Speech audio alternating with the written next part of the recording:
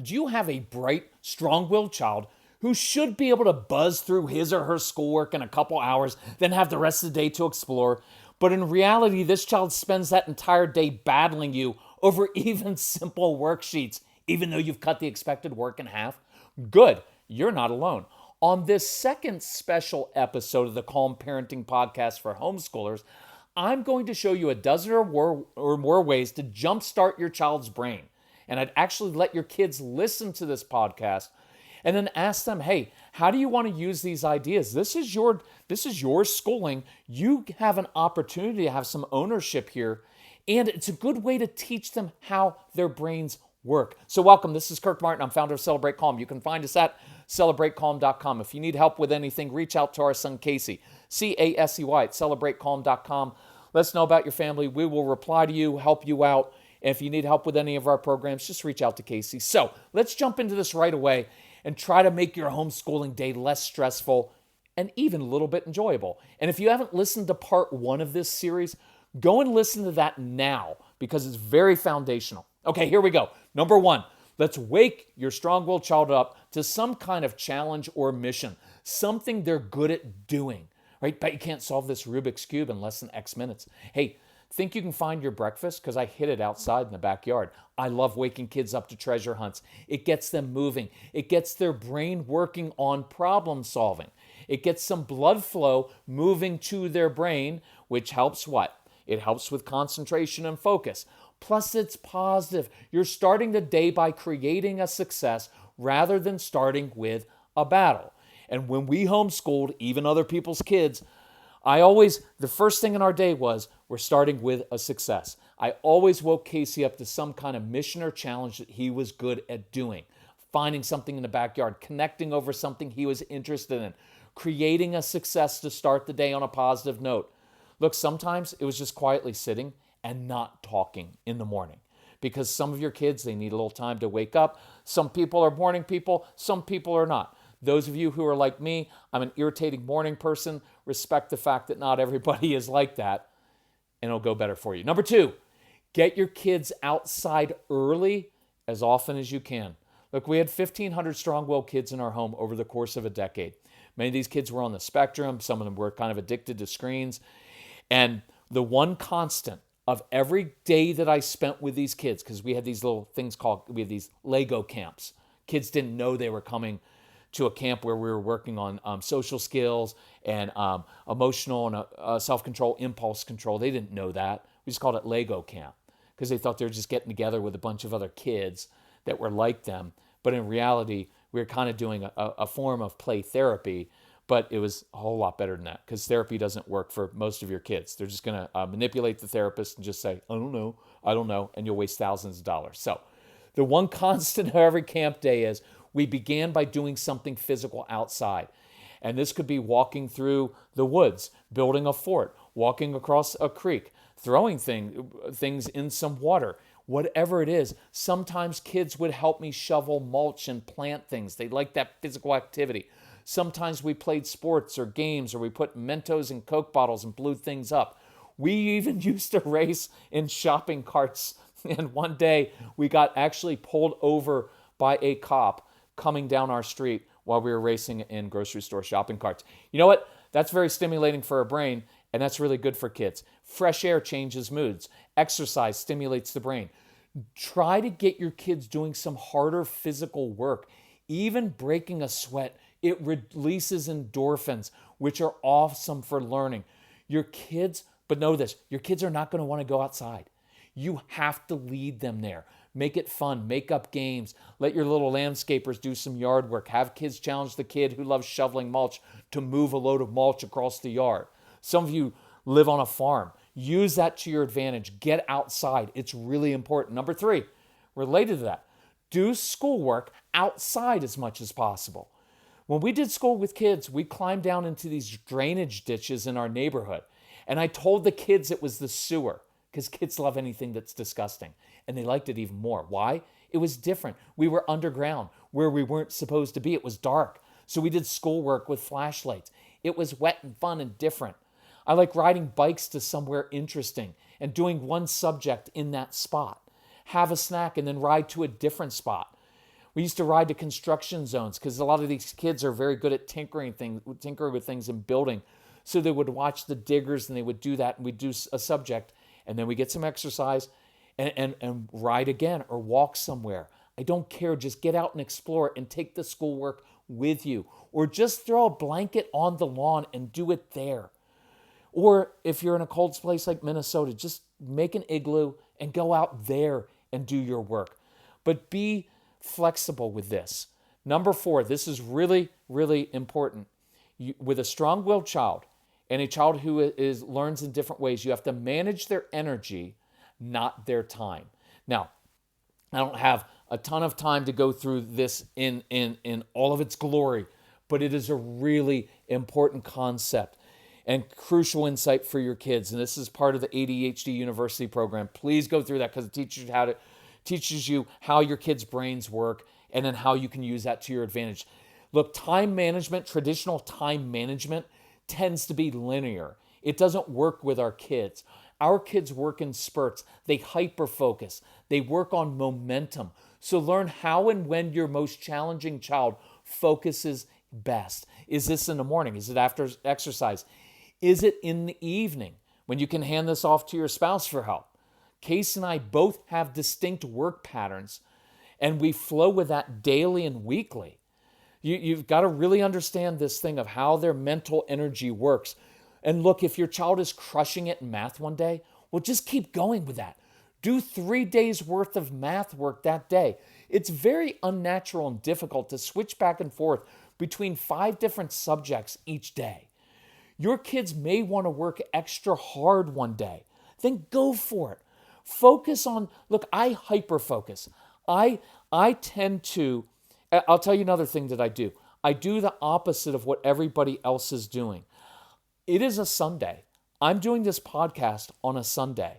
I often work best on weekends when everybody else is off. And then I go and play and I do shopping and we have our fun during the week. I get a ton of work done in the opposite flow of everybody else. And I'll often knock out several podcasts at a time. Why? Because to do a podcast, my brain is in a certain space. So do that with your kids. They may want to work. Look, I said work extra hard. For your strong-willed kids, that means just work. But some days when they're focusing well, I'd rather pound out and do 3 or 4 days of good work each week than try to elongate it into 5 days. And they may do better work on the weekends. They may do better work at night. So try to think about that because they often do work better when the world slows down. Your older kids, teenagers, that's why they often do work better after the parents go to sleep at night. It's just a little bit odd, but roll with that. Manage their energy, not their time. Hey, moms and dads, do you want fewer meltdowns in your home? Of course you do. You hear us talk on the podcast all the time about simplifying your life and eliminating your own stress. So do that. Let HelloFresh take the stress out of dinner time 2 nights a week. Look, some nights are a blur. You've got homework and soccer practice and appointments. But HelloFresh gives you quick, easy recipes. I love that. And 15-minute meals if you want, so you get a healthy, yummy dinner on the table quickly. Look, you've got so many decisions to make throughout the day that it's a relief just to know I don't have to decide what to cook or whether I have all the ingredients I need. HelloFresh is just there waiting for you. That's why it's America's #1 meal kit. Look, I was hiking the other day when I saw the new offer that HelloFresh is offering our listeners, and I was psyched. So go to HelloFresh.com/50calm and use code 50calm for 50% off your first order plus free shipping. I love free shipping. Look, it's like getting 1 free meal this coming week, and shipping's free. So it's the perfect time to try HelloFresh. If you've never tried it, do it this week. It's kind of risk-free. So go to HelloFresh.com/50calm and use code 50calm for 50% off your first order and free shipping. And remember to let your kids cook a meal for you each week. Number 5, use time compression to your advantage. Now, this is another really interesting concept. Sometimes homeschooling families are at a disadvantage because you actually have too much time to get schoolwork done. Because in a regular school, there are artificial time limits, 45 minutes to a class, and then the bell rings, and we're done at 3 o'clock in the afternoon. But as a homeschool, you have all day and all night to get things done. Because at school, the kids leave the school. Here, they never leave the school or the teacher. And that actually leads to more procrastination. And one of the ways I learned this is this. Early on, Casey would travel with me to speaking engagements, and we'd do homeschooling on the road. And he'd literally do some of his work while we were driving, which was really awesome. But let's say we had a speaking gig at a church or a school, and we had to be there at 6:30 p.m. So we'd roll into this new town at, say, 5:47, and we'd go right to a Panera Bread place. We now had 43 minutes to eat and get our work done before leaving for the live event. And what I discovered is that definitive time limit, that 43 minutes, compressed the time he had to get, say, his writing assignments done. That helped him focus, because if he had 3 hours to do a writing assignment, which he struggled with, and I show you on that ADHD program, university program, how to do writing assignments with your kids. It's really, really cool. It's very, very different, but it's very, very cool. But he struggled with writing assignments until we learned how to do this. And that 43 minutes, it's like it focused his energy. It was a defined limit, so he also knew it wasn't going to last forever. That's another key. It forced his brain to hyper-focus. It also worked because we were eating, music was playing, and there was activity going on there. See, the rhythm from the eating and music actually creates rhythm in the brain, and that was very stimulating. So I use this for myself all the time. I give myself a defined time limit to write a newsletter or a podcast. Use that at home. You can jumpstart your child's brain and get a success by saying, okay, in the next 17 minutes, let's knock out this assignment. Play some music, get some movement. I'm a realist. Some of your kids are so resistant. You could do the following. Hey, don't tell anyone, but we're going to do this worksheet together. We're knocking it out in 17 minutes. You do the odd-numbered problems, and I'll do the even-numbered ones. And you do it together. Well, isn't that cheating? Well, I have two responses. No. When you're doing the even-numbered math problems, you're actually showing your child how to do the work, and you're actually teaching. And number two, you're just getting your work done, and that's called being smart.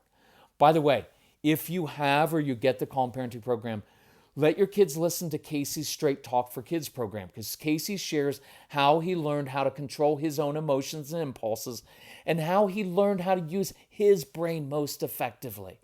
And your kids will like this because it's another kid talking to them, not some boring adult lecturing them. You could even have them do a writing assignment based on 3 things they can begin doing differently in the homeschooling day, or 2 ways they learn how to deal with disappointment from Casey's program, because he goes through that. You could give them a challenge of like, hey, Casey talks about coming up with a code word when you're upset, and when you're, instead of yelling at me, coming up with a code word, what's your code word going to be? I've got a lot of homeschooling families that listen to our programs and they use them as usually as curriculum.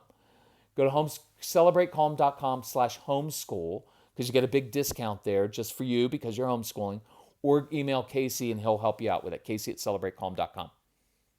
Okay, number 6, use rhythm, use music, choose snacks. Let them tap pencils if they're doing it alone, right? Because some of you, I want your kids to actually, if you can, let some of your kids spread out and do their schoolwork in a different room. So your kids usually have very busy brains, and it feels like there's chaos inside their brains, and that's why they always want to control things. It's why they control conversations. It's why they're bossy. It's why you can't get them to, you can't play board games with them because they're going to cheat, change the rules, or quit. It's all about creating order because they don't have it inside of them. Look, the reason they cheat is because that's a way of controlling the outcome of the game. It's all about control. And that's why we talk about a lot with kids when they get upset and have meltdowns. The first thing isn't to try to get them to calm down. It's to give them something they're actually in control of. So one of the other things you'll learn in the ADHD program is about the need for rhythm. Think about this chaotic brain that's not all that organized. It's got thoughts and feelings and ideas tumbling around like socks in a dryer. But now you introduce some rhythm through music, through chewing, through tapping on something. And that creates rhythm in the brain, and it can help your kids focus better. So I'd experiment with allowing your kids to listen to music, and especially intense music. Look, when I was writing this, I was listening to intense music, a live. I often find myself listening to a live concert. Why? Because there's extra energy to that. And that focuses my brain. And that can help with writing projects and other subjects. Let your kids eat their breakfast or lunch or snack while doing schoolwork instead of it being separate. Chewing brings blood flow to the brain. It's relaxing. And it's often just helps your kids with this. So I'd encourage you to try this. Let your child stand at the kitchen counter where he or she can rock back and forth, chewing on a snack, listening to their music. Just try it. Number 7, use movement to stimulate and focus the brain. One of the reasons you homeschool is so your kids aren't stuck sitting in a chair for 7 hours a day. So take advantage of this flexibility. Look, review vocabulary words and quiz your kids while they're jumping on a trampoline, while you're kicking a ball back and forth, while they're shooting hoops, while they're spinning. Some of your kids spin because they're trying to meet a vestibular need. So instead of getting upset, stop your spinning. Instead say, hey, I'm going to review vocabulary words while you're spinning. And I bet they'll do it really well. We taught kids how to read while swinging on a swing. It's weird, but it works. Do you have a child who likes hanging off the sofa upside down? Good. Use that to your advantage. Why they do that? Because it brings blood flow to their brains, and it probably needs a sensory need that calms them. So walk into the living room and say, hey, bet you can't do your math worksheet upside down. Then you lie upside down next to your child and quiz your child. You bond that way over weird things. Do you have a child who likes confined spaces? Good. Let that child do schoolwork under the kitchen table. You put a blanket over the table, you now have a fort. Forts are cool. They can do their schoolwork under there. Give them a flashlight. Let them lay on the floor. Let them sit in a closet, even in the car. I have a lot of teenagers that will do their schoolwork in a car. It's like their home office, but it's private for them. Experiment with the movement. It's really, really helpful. Number 8, experiment with doing work in different parts of your home, like the attic, the basement, a tree house, even the car, or out in public. And it may sound weird, but try it. We used to take kids to the local Caribou coffee shop to do 1 or 2 subjects. They liked it because there were antlers on the walls. There was a fire going in winter, so it was cozy. Plus, you know what else it was? They were at an adult place while all the other kids were stuck in school. Then we drive to the local ice rink where they would do some more work. They'd skate a little bit at the lunchtime skate, got the endorphins flowing, and then we'd finish up with a little bit more work. We just packed lunches and snacks to avoid paying for food. So, number 9, just practice that. Do it in different parts of your home. Go out in public. Number 9, trade kids with another co-op or homeschooling mom. Right? Some of you attend a co-op or you know other homeschooling families. There's other parents out there who also have strong-willed kids who are great for other people but resist their own parents. So why not team up with that family? You get together a couple times a week for a couple hours of work and then let the kids play together. And perhaps the other mom or dad teaches your child math because they're good at that, while you teach their child writing. Try swapping kids with other people for a couple hours. Then your kids get to listen to someone with a fresh perspective and a different voice. Number 10, you're going to resist this, but it's probably the best idea out of all of them. Find an older couple in your neighborhood or your church to help you. And I know you're going to resist this at first, but think about it. You have this older couple, or maybe it's an old guy or an older lady in your home or in your neighborhood. And you know them. They're safe. They've already raised their kids. They're safe. They're patient. Look, they're a lot more patient than you are because they don't have anything to do all day except wait for Jeopardy and Wheel of Fortune to come on. And I'm kidding, but they have missed having their kids around. Some of you even have retired school teachers in your neighborhood or church, so use them. Simply ask them, look, I homeschool my kids, and I've got one in particular who's really, really bright, but he resists me all the time, but he's got a huge heart. He loves helping other people. Would you have him over to your house sometime? Maybe once a week. Do you have anything that you need done? Because my son loves helping other people. Could you give him a job at your house? And then if he's down at your house, would you consider doing a subject or two with him once or twice a week?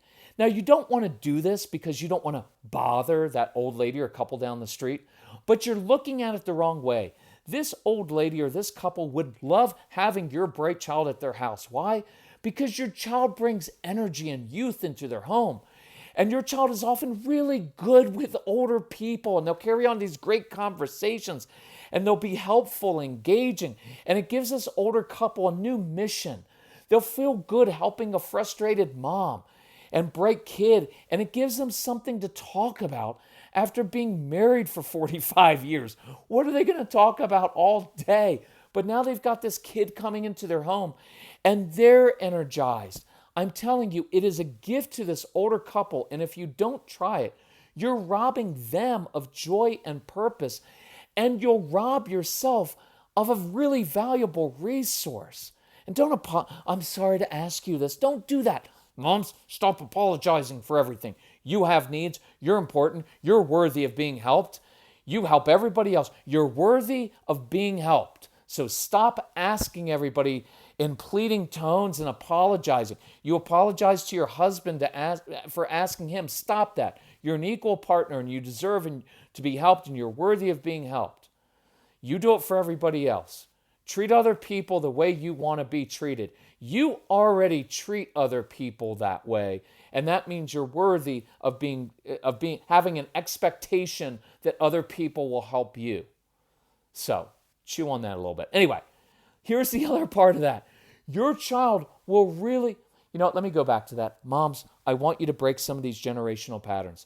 One of those things that you could do during those 17 minutes that you get, remember we talked on the first podcast, every morning at 10:47 a.m. to 2:19 p.m., work on breaking some of these generational patterns. Work on learning how to be more assertive and being more confident, because the reason when people respect you is when you demonstrate self-respect. That is a lofty and worthy goal. That's your own self-development, your own education. Let your kids see you working on that, because the best teaching you ever do your kids is what you model for them. So back to this older couple down the street that I want you to take advantage of using. You're not taking advantage, you're giving them a gift. Your child is going to like being the center of attention in their home. This older couple is going to dote on and encourage and praise your child. They're also going to be patient with him. But you know what else they'll do? They'll be tough on your child. And your child will listen to them because they aren't you. And your strong-willed child will come home feeling confident and good about himself, telling you all the things he did to help this older couple. And it gives your child an opportunity to do a service project, to help with them do things around the house. And if you get really lucky, the older gentleman, maybe he's a retired engineer, or maybe he just likes tinkering with things, and he can teach your child how to build and fix things. He'd be an awesome mentor for your strong-willed child. Or this older lady might be good at working with your daughter. It can be very grounding for teenagers to spend time with older people because they're very grounding and they have a lot of wisdom. You know what else it does? It gives you and your compliant kids time to breathe and work and have peace at home for a couple hours, while the strong-willed child, who is challenging, is enjoying his time down at the Johnson's house. Please try this. It's really cool. Number 11, giving you a bonus, more than 10. Create successes with your most challenging child. Right? We start the morning with a small win. Let's keep getting those small wins. Let them read and write about something they're interested in. Make it a practical thing. When I was a kid, you know what I did? I wrote letters to the Kellogg's cereal company asking for a refund because they didn't give us enough cereal in the box. And I practiced my writing skills, and I also got a check for like $1.32 because that's how old I am and how much a cereal box cost back then. And I got something in the mail. It was kind of cool. So let them do some practical, real-life things, not these arbitrary schooling things that we do. Well, write about this subject that you don't care about. Well, that doesn't make sense. I spent a year during COVID mentoring inner city kids, and what I learned was if I made their assignments related to something they were interested in, they would do it. So I always had the little kids with math. I'd be like, okay, let's say you make it to the MBA. You get your first contract. Okay, your agent's going to take 6%. Government's going to take 28%. How much are you going to have left? And they would do it. Give them context. Let them write to someone they respect. Let them write to someone they disagree with, which is probably more likely. Let them read more adult-type books and articles. Write a rebuttal on a political forum. Anything that engages their curiosity. It's a practical outlet for them. Number 12. I already mentioned this, but I'm going to mention it again. Let's have dad do a subject or two with the kids or the strong-willed child when he gets home from work or the next morning or even late at night with a teenager. Because dad's got that fresh voice and he may excel in a couple subjects. Look, it could be on a weekend. It could be late at night. I've mentioned this before in other podcasts. Let's say you've got a teenager and dad has this big project he's working on. He says, hey, teenage son, teenage daughter, listen, I gotta cram for this big project. I got some work I've got to figure out tonight. I know when you get to college, you're probably going to procrastinate. You're going to have to cram at the last minute. Why don't you grab your schoolwork? We're going to go out to IHOP or maybe Taco Bell, whatever, and we're going to do a work session until late into the night. And your child will feel like an adult. And it's way more fun doing work late at night at IHOP or Taco Bell than it is sitting at a desk. And dad gets to take stress off mom. Dad gets his work done at IHOP, and the kid gets his work done, and dad's available. This is important. Dad's available to his child to help with that schoolwork, but he's not just sitting there waiting for him to get it done because he's working on his stuff. Mom, that's a really good tool too, is be busy, especially with your older kids, doing some of your own work so you're not just waiting for them to mark down those answers on that page because that's frustrating. 13, affirm your child for what he or she is already doing well. It's so easy to get frustrated with our kids and point out all the things they're doing wrong. But let's break that cycle. For the next week, affirm your kids. Affirm what they're already doing well for their unique gifts, their talents. Let's praise for progress, not perfection, because that's more motivating than just correcting your kids. Number 14, one of the most important things you must do with a resistant child is to discover what motivates your child and discover what they care about, not what you care about. You and I care about good grades and good behavior and doing your work to the best of your ability. And some of you have a compliant child or neurotypical kids or those who just enjoy doing their schoolwork. And they're already internally motivated to do their best and be conscientious with their schoolwork. But it simply does not work to impose outside motivations on your strong-willed child. They have to own it themselves. They simply don't care and they'll shut down or do nothing. And no consequences will work with this child, as you've already found. And this is usually when parents of older kids schedule a call or two with me, because here's what we have to do. Because until you discover what they care about, nothing will matter, and it will be an endless struggle. Now, I don't have time to go through this in detail, but do remember the phrase, mission and mentor. I want you to find ways for your resistant child to use his or her particular natural gifts, talents, and passions, doing something he or she enjoys, something they're good at, outside the home, accountable to another adult. This could be working a job, volunteering at an animal or a homeless shelter, helping an older couple, working at a daycare because they're really good with younger kids. It could be starting their own business, something they care about, something they have ownership over, helping a local soccer coach because your child's really good at soccer and they're really good with younger kids, so they help this guy or this lady who's coaching younger kids. See, now they're accountable to another adult who will likely praise them, but who can also speak into their lives in ways that you can as a parent. See, I always made sure that as a teenager, Casey had 2 mentors and 2 missions. One, he had a flight instructor, and he also had a boss at the ice rink, because in order to do those 2 things he loved, learn how to fly and doing his work, because he loved his job, but he didn't love homeschooling, he had to get his work done. See, and that was motivating. And those role models and mentors reinforced all of those lessons. And other people sometimes can say things to your kids in ways that you can't. So I could keep going on, but this is running long. So let your kids listen to this. See what ideas they come up with. Go through the Calm Parenting program. It's on sale specifically for homeschoolers at celebratecalm.com/homeschool. There's a program just for your kids to listen to. There's 13 programs to go through. They will change your family life. Let them listen to these other programs because it will help them feel understood and get on the same page with your spouse. So thank you for doing what you're doing as a homeschooling family. We know it's a big sacrifice and it's really hard. And let us know if we can help in any way. Please share this podcast with other homeschoolers. We'd love to help you all out. Love you all. Bye-bye.